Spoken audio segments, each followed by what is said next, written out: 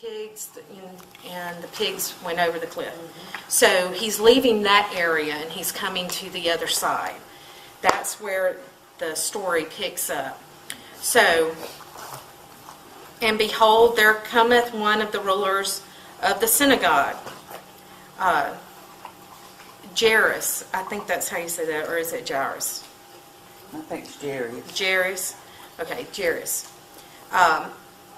He came, and when he saw Jesus, he fell at his feet. He pleaded earnestly with him, "My little daughter is dying. Please come and put your hands on her so that she will be healed and live." So I'm going to go back and forth in this with King James Version and the NIV, mainly because a lot of this is easier to read in the NIV, but when I get to the places that I'm going to make a point about, I'm going to use King James on that. Okay, so a large crowd, Jesus went with him, and then a large crowd followed him, and they pressed up against him. Now, in King James Version, they use a type of word, and it's called thronged. So Jesus went with him, and much people followed him and thronged him.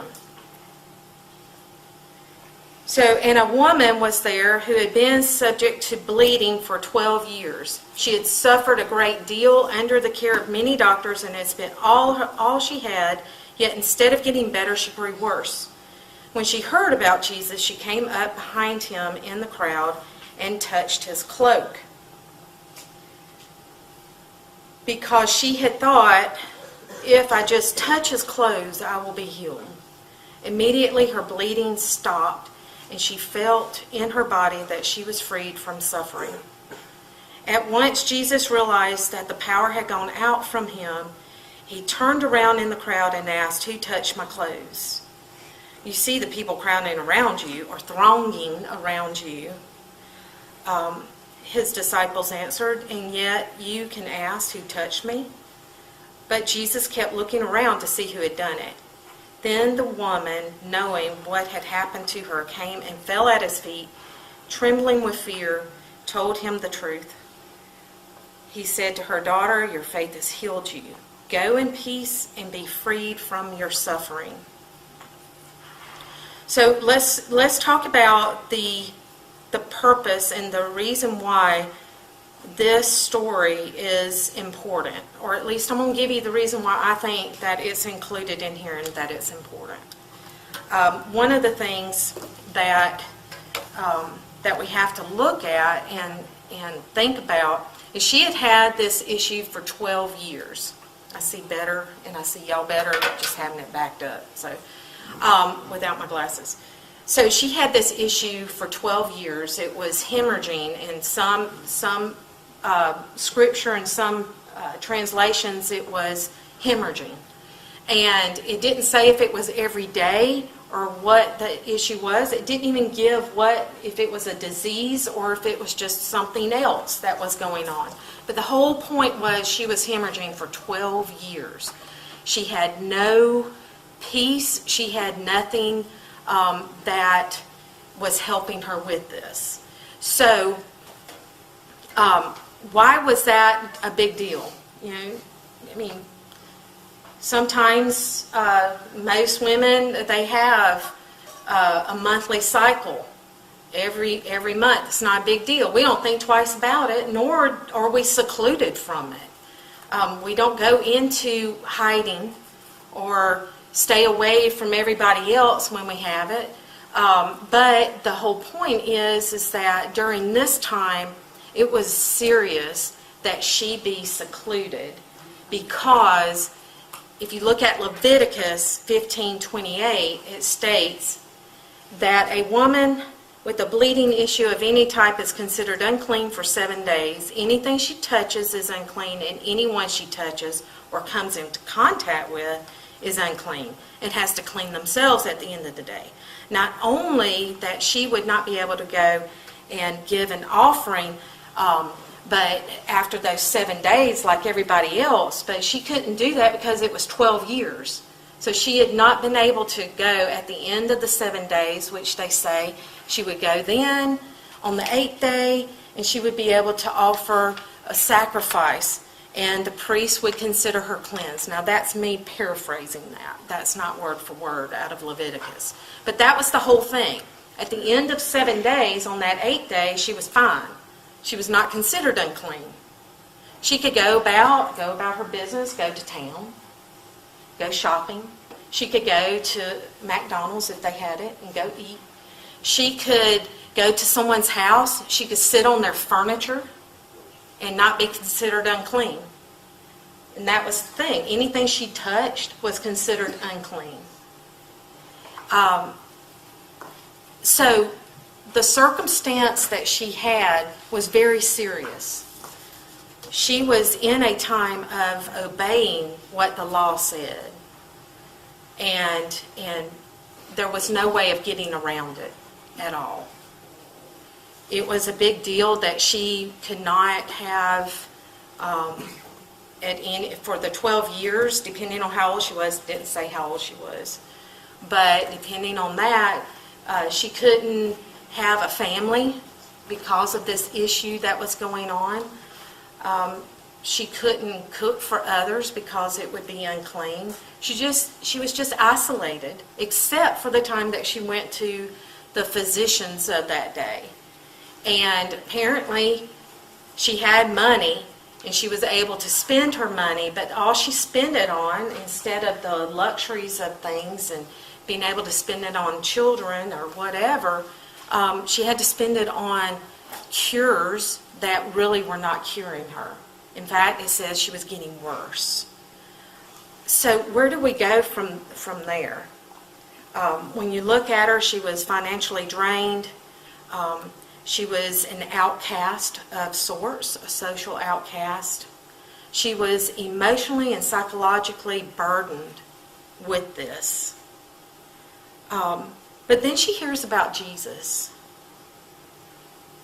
And she hears about this man whom probably people were talking, and I'm assuming this, people were talking. She had heard about the guy over there that howled at the moon every night and took things and would cut himself up. And all of a sudden, Jesus shows up. And he is now witnessing that he is delivered and freed from all of those demons. So she hears about that. Possibly. She could have heard about that. And so she goes, and she's thinking, all I need to do is just touch the hem of his garment, and I will be free. I will be healed of this. So she goes out there. Now, it says that the crowd was thronging Jesus. Thronging means that they were pressed up against him. So it wasn't like a crowd like you would go to Walmart during Black Friday and you're up against people. It's not like that. They were pushing him. Everybody was touching everybody. So it was almost suffocating, probably, is what the indicator was. If you're in a concert and there are no chairs, and you're all up there. I don't know if y'all have ever been to one of those kind of concerts, but you're going to hit somebody. And if you raise your hands, you're touching somebody. If you move this way, you're touching somebody. That type of crowd. So it was pressing. And she's going through that and risking being exiled, going in there, touching everybody. And that made everybody unclean that she came into contact with. So she's walking up through there, probably hidden maybe. And she's like, all I got to do is just get up in there. So she's having to wiggle her way up through there. And she just touches the hem. And immediately, in Mark, in King James, it's called straightway. It's straightway. There was no hesitation. There was no long moment in that. Immediately, she was healed. And it wasn't a little bit, it was a lot. She was healed completely. And then Jesus, I love how he says, who touched me?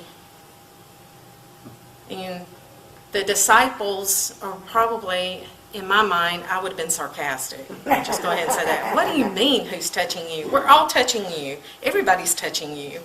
You know, we've got like 1,000 people pressing up against you because they want Jesus, and you're asking, who's touching you? And Jesus says, you know, someone touched me. And he scans around. And the woman is scared to death now. She is trembling in fear because now she's got to witness and come out as the woman who was unclean. And what is he going to do? Because I just made this man and everybody around me unclean. So now everybody got to take a bath. Everybody's got to go and scrub because that's what you had to do. You had to cleanse yourself with water. So Jesus, you know, he's scanning the room. Come on. Let me hear who touched me. I probably already know, but I want you to testify. And she stood up and she said, you know, here I am. She told the whole truth. And he looked at her and he said, daughter, your faith has healed you. Go in peace and be freed from your suffering. So she was immediately healed. And Jesus called her daughter. From that moment on, people probably were talking about this woman that was healed from something that she had had for 12 years. And I can't imagine having something for 12 years that was such a huge burden and such a huge emotional torment like that in the area that they lived in. And then one day you are completely healed because you stepped out in faith and you risked being exiled and you stepped out and went and did that.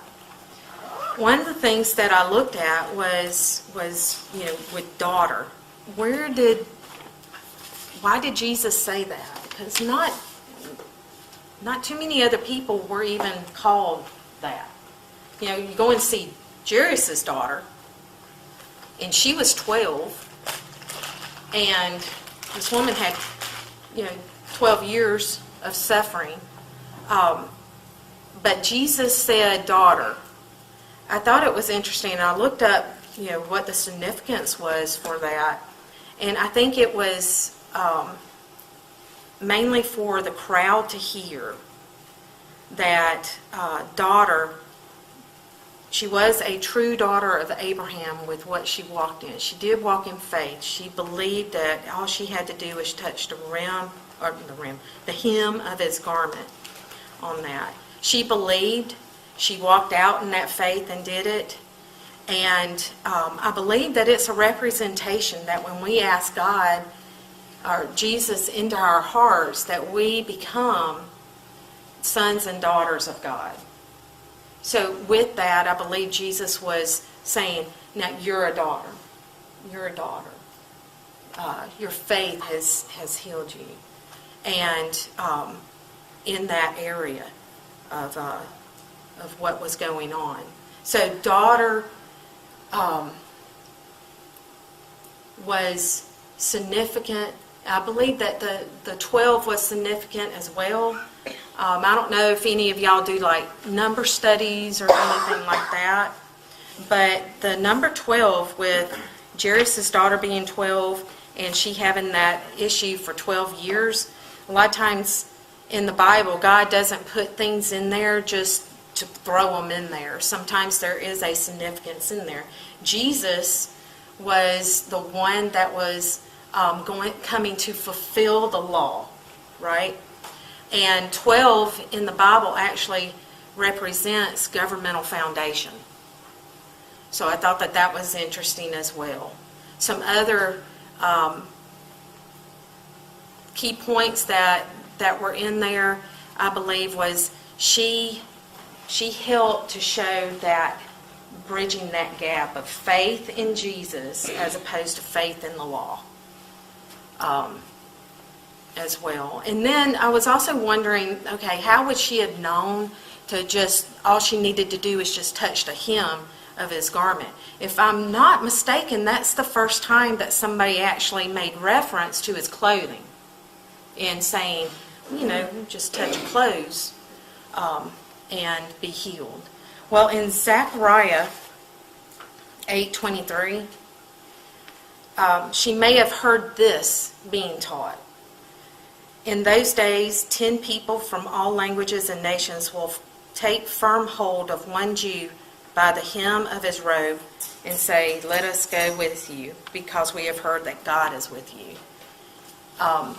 She could have heard that in making her decision. Or she could have just been so desperate that none of that other mattered and that she wanted to be healed. We don't really know, other than the fact that she heard about Jesus and she's showing up to be healed on that. So with this issue, and this is not going to be a long teaching by any means, because it's pretty straightforward, in my opinion, in looking at Jesus is in the healing business. Okay? That has never stopped. And stepping out in faith and believing that when all other circumstances look grim, you've exhausted all other areas, that maybe Jesus is our last resort in some areas. Because in a lot of ways we tend to go, let me go to the doctor, let me go here, let me do this, and then, okay, I'm gonna try Jesus. And then some of us just straight go to Jesus because he is the great physician on that. But remembering her, and regardless of what everybody else says, hanging on to the fact that Jesus can heal and having faith that he can heal. Now, does he do it all the time? Can we say Jesus heals everyone, every day, all the time? No. But I don't believe that we should give up believing that he is still in the healing business in that. And walking and remembering her issue and how she was set free, that she didn't even have to go to, he didn't even tell her, okay, now take your sacrifices, go to the temple, and they will pronounce you clean. No, Jesus did it. So there was no other things that she had to do, which is the same for us. There's nothing that we can do to earn healing in Jesus. We can just go to him and ask him for that. And that's emotional, because think about it, she hit on all areas: emotional, psychological, and physical. So he actually healed her as a whole in all of those areas for that. Okay, does anyone have any questions? I'm serious. I said it was going to be short. Or comments. Abby, when we acknowledge the fact that she literally spent 12 years totally isolated, and I don't know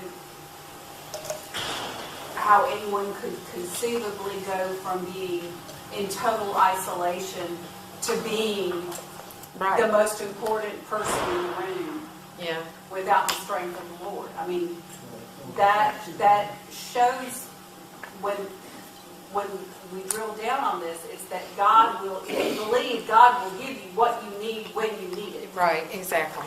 If you believe Right. and follow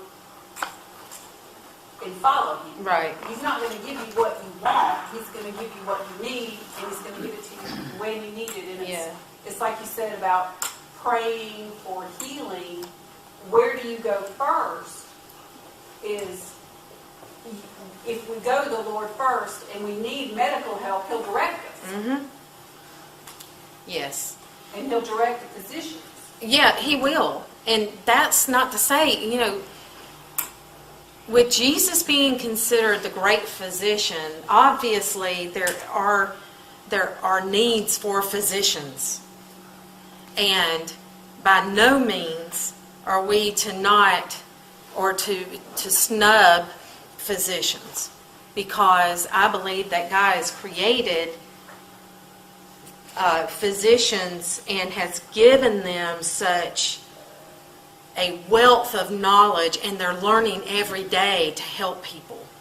It's not bad to go to a physician. I'm not saying that that's it. I'm just saying that sometimes Jesus may be the only one that can help us, as with what was going on in those days. Right. What if you do pray for healing and you don't do it? Like, what if you still pray for it and you don't do it and you're not receiving it?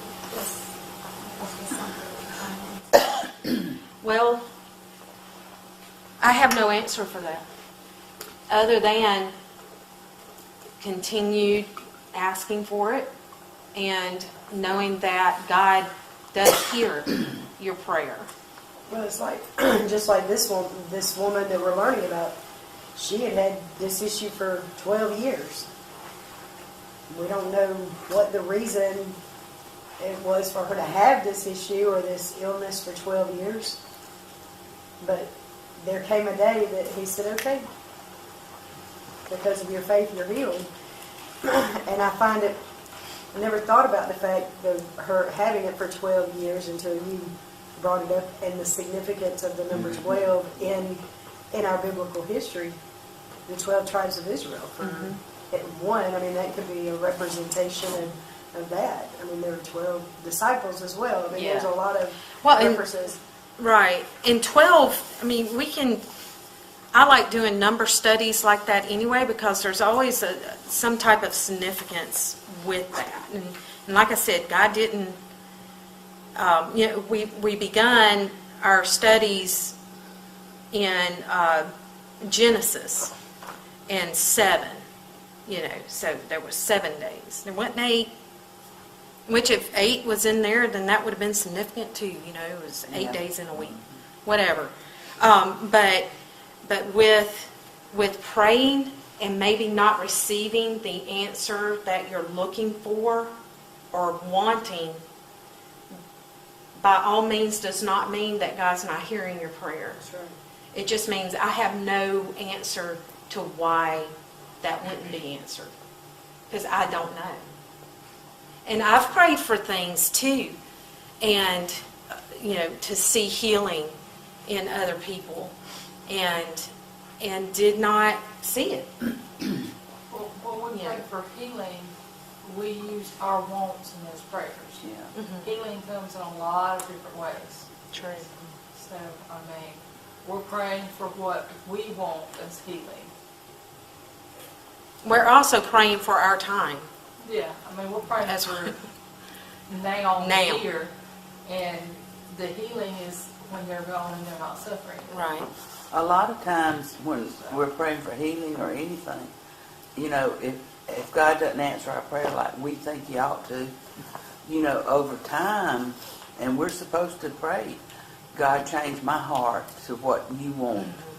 And, if you'll wait, and over time, you can look back and see how God changed your heart. Or how God used that time in your life when you may have been struggling with whatever it was, whether it's a physical ailment or an emotional or spiritual illness where you have grown or others came to know Jesus through your suffering.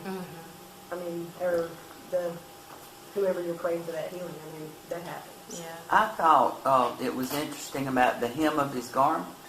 We've always thought it was the hem of His garment, and to touch the hem of His garment, she'd had been crawling through that Exactly. crowd. And I looked in my Bible, and it says she came up behind Him and touched His clothes. And I thought about it. The hem is the bottom. It's really insignificant. But and I thought, well, the hem is little, and you have to have just a little bit of faith. And I wondered if the hem represented her little bit of faith or her great faith or whatever, showing us that we don't have to have a big, huge faith. Well, to it's be faith healed. of a mustard seed. Yeah, And, and I wondered you if know. the hymn was significant to that. I wondered what you Yeah. find out about it. But also, you got to think about, I mean, she was desperate. Mhm. Yeah. He was her last resort. But She was at her last road. Uh-huh. She was at her, Yeah. if this doesn't work, Right. then I'm ready to Exactly. be done. I'm just ready to be exiled and just die Yeah. alone. That Yes. was where she was. Right, exactly. But Because she didn't have to crawl through the crowd and touch him of his garment the way it's always been portrayed, because she would have been crushed, by the feet and all. So that's what I was wondering why it always said that. Bow down, to bow Yeah. down. I think- Well, and a lot of those, the robes and everything, they had tassels on them. Yeah, And a lot of times, They were for they were very sacred. yeah. The tassels were considered Yeah, I a had- sacred I had object, thought about and that. that could have been part of it. Mm-hmm. It doesn't say that, Yeah. and, but that could have been, significant in and of Yeah. itself too. I think it's just the main thing is that with her hearing about Jesus, she said, well, if he, in her mind, what is it going to hurt? First of all, she was going to be exiled. Well, she came outside, and She'd already contaminated. she'd already the whole air. contaminated everybody. The whole What's the air big in the deal? hotel. I mean, if it happens, it happens. That type of thing. She just said, all I got to do is do this, and she did not lose focus on that, and she went into it. Now,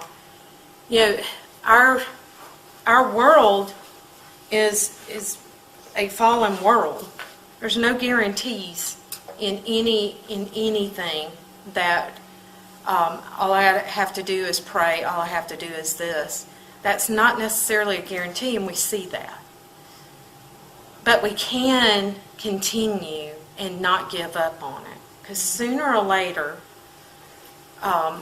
we're going to see God and what He is doing and what He wants, what He chooses to do, and we're going to be in a place of receiving it, hopefully, on that. Whether it's healing, straight healing through physical, or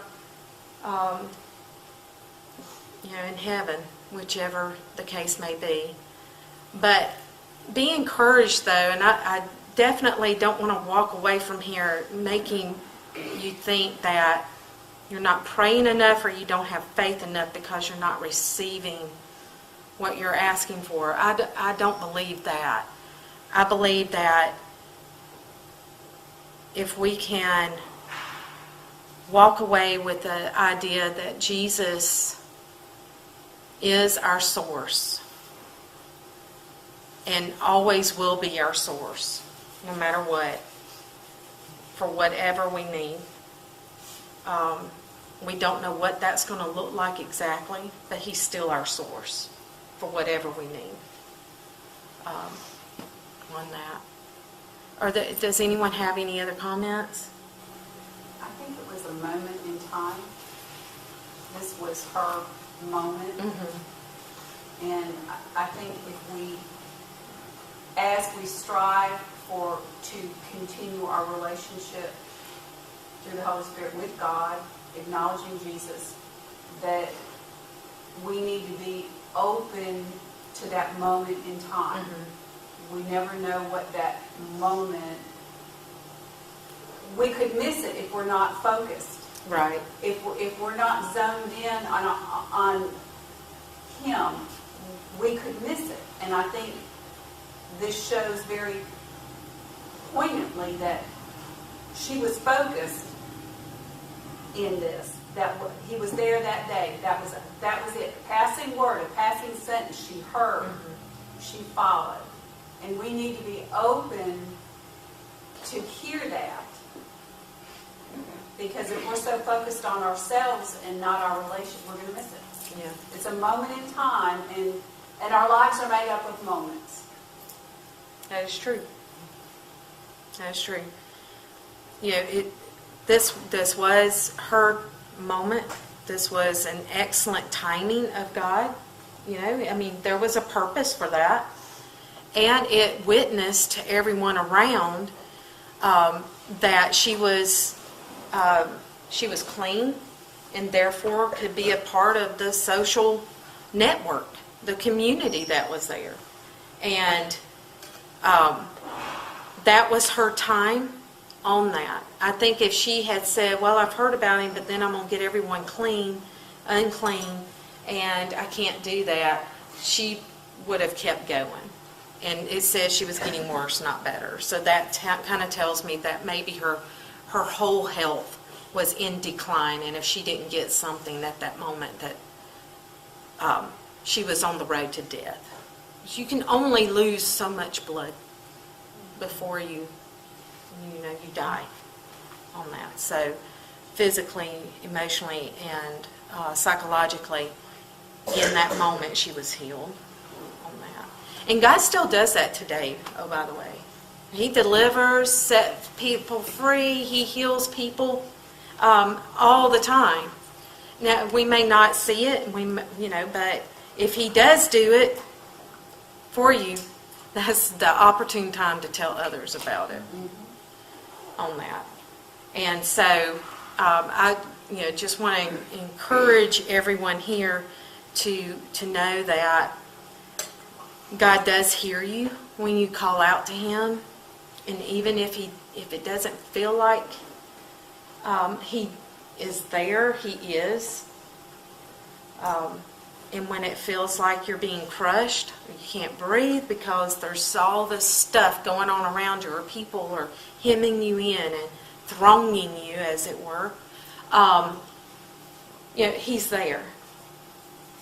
He is there on that. So, any more comments, questions? This is on a whole different thing, but I'm sitting here thinking how interesting it is that, I don't know if it was last week or week before, we talked about the woman who came and begged for her daughter to be healed. The one he called a dog. Oh, no, that was Wednesday night, wasn't it? Never mind. That was a Wednesday night discussion. The woman that came and he called her a dog, if you know that story. Yeah. And then he said to her, go home, your daughter's healed. Yeah. He didn't go to her house. Right. He didn't do it, and then Jairus comes and says, my daughter's sick. And he's like, okay, let's go. Yeah, let's go. Why? I think it's interesting the different ways Method that of he, healing. different things. Yeah. Like he told her, okay, your daughter's healed, go home, she's Yeah. healed.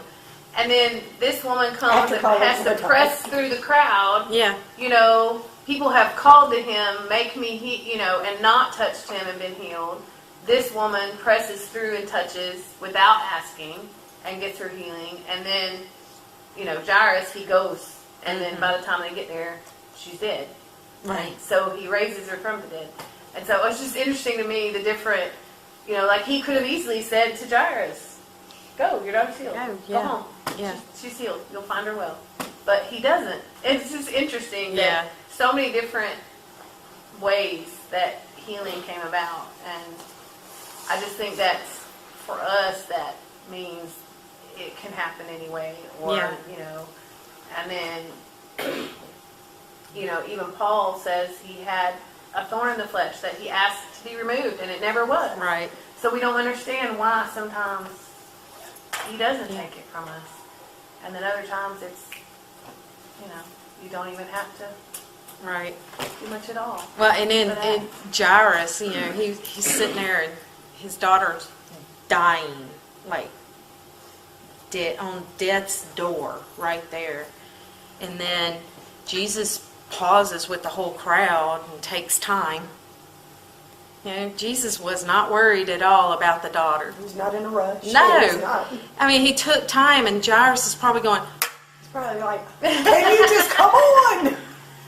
my other leaders would not have done this. I mean, because he was a ruler, but Jesus does what he wants to do. In his own time. He does. And like I said, I don't... Every one of us are given a measure of faith. And it's what we do with that. It's how we exercise our faith. That's right. And, God asked us to, there are times that God asks us literally to exercise it for years and years and years, and to still believe for something to come about. Right. And because it's, he wants to see that. God wants to see, that we believe, that we have faith in him, and that we're willing to go the distance with him. And it doesn't always happen. I mean, things don't always happen right now. I mean, we live in the age of, give it to me now. And that's not how God works. No. If you're going with him, you need to be prepared to have to, go through some tough times and have to be able to, and, have faith, go the distance. Exactly. And God really doesn't respond well when I say, you need to do this. Because I don't like what's going on. You need to do something about that. God, your son over here is not doing what they need to do. Why can't you, why won't you? I have those whys. Why not, do that? And the more we exercise our faith, I like the way she said that. The more we exercise our faith, the more it grows. It does. It really does. The stronger our faith Yeah. becomes. And then we get to share it with others who maybe are, if we started here and now we're up to here, we can share our faith for those who are starting here, or here, or even up here. No, it's just like somebody asks you to pray for them for whatever. I mean, if you've been doing in your life what's going to help you grow your faith, it's going to be easier for you to pray for them. Exactly. Right. That's what God wants us to do. To be able to help people. To help people. That's what it boils down to. Is having faith and exercising it, walking it out, and doing that, even if it feels like, I don't know if I can do that. Just do it anyway. It's easier said than done sometimes, depending on the situation. And a lot of times he has us do things we don't want to do. That's true. That's true. To exercise our faith. I don't like it when he does that. What You time? can't go by feeling. No. And a lot of times when we're waiting or we're praying for something, like she said, maybe he needs to see our attitude that we're willing to do what it takes to get us to this point. But we don't see how others might be surrounding the situation and how God might be working in them as well, or what kind of a witness it might be to those people that are around us while those things are going on. Right. It's true. It's true. So, in closing, this is a great opportunity. We're talking about healing. We're talking about even just receiving from Jesus. This is a great opportunity to do that. I do believe that Jesus is here. God is in the midst of us, and He doesn't leave out the door after worship is over, and all, and that's a good thing. He knew what I was going to talk about, so He didn't leave the church to say, no, I already know this story. I was there. So we don't have to worry about that. But let's go ahead and close in prayer. And if any of you choose to come up here and pray, we'll pray for you. Doesn't matter what it's about, but we'll pray for you on that. We have lots of people in here who love to pray for people and build their faith. So, Lord, we just thank you for today, and I thank you, dear God, that you provide for us opportunities to share our faith, to help others wherever they are in their walk in life, dear God. And Lord, I just ask for more opportunities and more moments this week. Those things that people have been praying for that have not come to past, dear God, I pray, Father, that in your timing, that would be this week, Lord, that they would see where you are in those areas, dear God. I ask, Father, for straightway healing, dear God. I ask for that, dear God, and you say that we have not because we ask not, and I'm asking for it. Whatever areas, emotional, psychological, physical, dear God, financial, whatever area that we need, dear God, that you would be in those and that they would come to us, dear God, and that we would recognize that you did this and we would witness about what you've done. And Lord, thank you, and I just pray, Father, that everyone here would have a safe week and a good week in Jesus' name.